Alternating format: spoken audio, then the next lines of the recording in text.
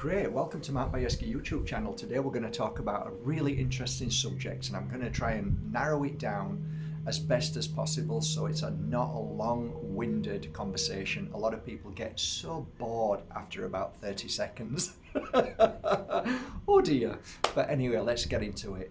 How do you detect, how do you recognize that there is ghosts, which I call spirit trapped in between two worlds, or spirit in denial in your property or business? And that is a great question asked to me by Michelle this morning. So thank you, Michelle. I will just answer it in the way that I've understood this field of work for 2 decades, gone into hundreds and hundreds and hundreds of properties and was able to attune to this energy via the experience over the years that I now share with you. So the first thing you can do, and it's always a wonderful thing to do, is go and buy some lemons. Buy not limes, lemons. When you've got the lemons, just wash them a little bit, okay, in hot water, or even put them into a bowl with some apple cider vinegar for 15 or 20 minutes. Take them out. That will get rid of all the pesticides and all the well, actually, if you wash them in hot water, it will get rid of that kind of plastic that's around them. That makes them more fresh, so it works even better. Okay, these are just some of the things, because sometimes there's a bit of wax around them. That's just one way of keeping them for longer. So if you clear that all away in hot water, you'll see the wax at the top, or not, depending on where you are. Limes, I've no idea if they work or not. We're just talking about lemons. And by the way, lemons and limes are 2 different fruit. Okay, so here we go. We place them in the corners or in the room itself. I like to put them in the Pure Energy Healing Academy. I like to put them in the corners, whether the top corner, I'll just show you.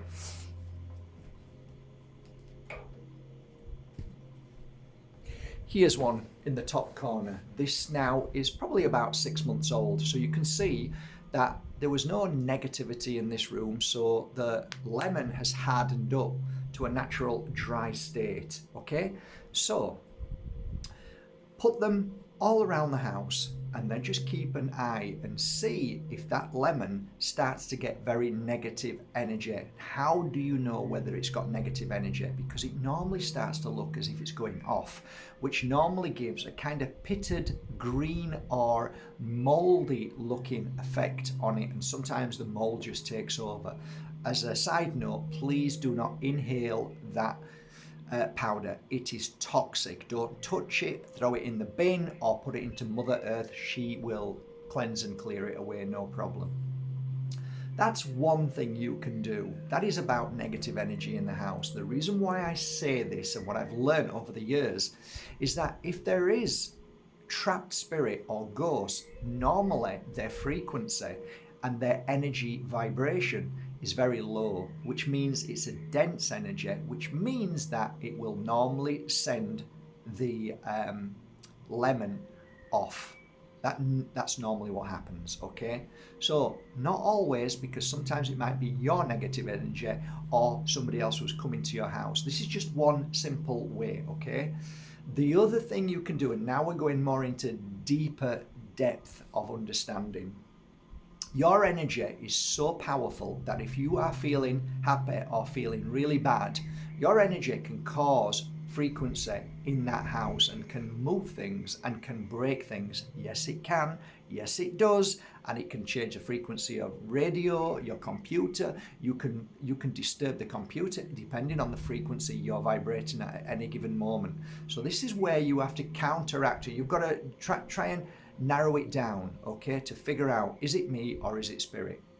Now, if there is spirit in your house, normally some of the things that happen to you are things that would not normally happen.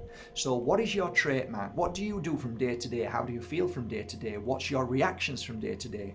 If you're in a house where there is spirit trapped in between two worlds or spirit in denial, a lot of the times they are influencers. They are trying to persuade you to do things which are not normally positive. It's normally negative. So you normally feel down, you might feel bad, you might do something that you would never normally do, and it's unlike you that is another absolute red flag that there's something in your house that should not and is not, should not be there, full stop.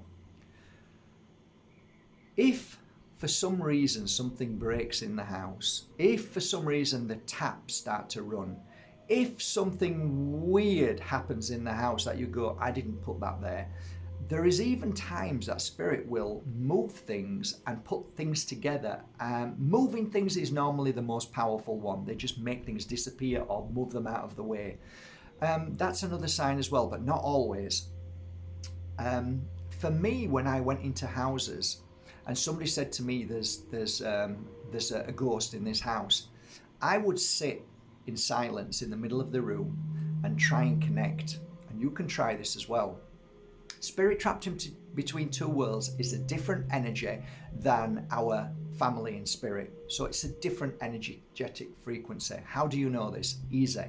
You don't feel comfortable with spirit trapped in between two worlds or in denial. So they're ghosts. There's a difference. Our family in the spirit worlds are not ghosts. They're not ghosts. They are beautiful souls and beautiful energy, and they emit an energy of high frequency, and they cannot come into your house if you have a low frequency. It's very difficult, and that's why when you try and get to the spirit world by meditation or by prayers, you have to raise your frequency, and spirit has to come down to meet you halfway. But most of this isn't always, this isn't set in stone. This is only my observations that I understand. You might be screaming at me now, but if you're in the house and you feel uncomfortable, if you feel strange, if your frequency, your energy vibration doesn't feel balanced, that's normally an indication that there is something in the house that shouldn't be there, because in my opinion, any spirit trapped in between two worlds should go home. And we want them to go home. No matter what they've done or what they haven't done, they need to go home. So that's another thing. If you feel scared, worried, fearful, if you feel nauseous, there's so many different feelings if spirit is trapped in between two worlds in your home. So they're a great indication. Yes, spirit in between two worlds sometimes have the ability to smash mirrors. That's one that I saw constantly. So my mirrors keep smashing. That's spirit. Why? No idea. How? No idea. But they do have a frequency and an energy that admits this kind of breaking or moving of things. So I remember being at one house, sat there, and two pictures fell off the wall at the same time. Okay, what's the chances of that? One, yeah, but two, no. There's something happening here on another level. So that's the other thing. Okay, so things moving and things dropping and so on. Again, if the spirit of the spirit world, which is, I don't like to call them spirit really, they're at home, they are like pure love. When they come forward into a home, you feel energized, you feel healed, you feel happier, you feel at peace. So there's a completely different two spectrums to the fear and to love. It's completely different. So they're some of the things that happen. The other things that can happen is, like I said, the electric, your computers can go strange, just weird things happening in the house. Also, you can get really heavy smells, and you can start to sense and feel things that you wouldn't normally. It's all about feeling different, not feeling normal and balanced and happy. You feel different. Sometimes you feel strange, and sometimes you feel cloudy.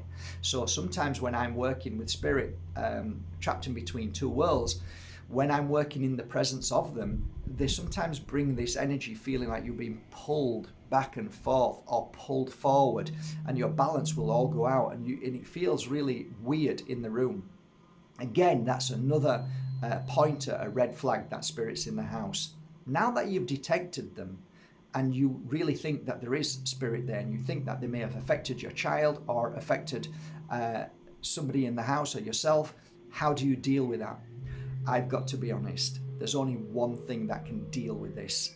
And in my humble opinion, in the years that I've worked with cleansing spirit out of the house, the best way, if you do not know how to contact that spirit or communicate with them in the sense of trying to help them move back into their home world, or trying to help them, again, I don't like to use the word into the light because it's not really the light, it's just crossing over into the veil of their world.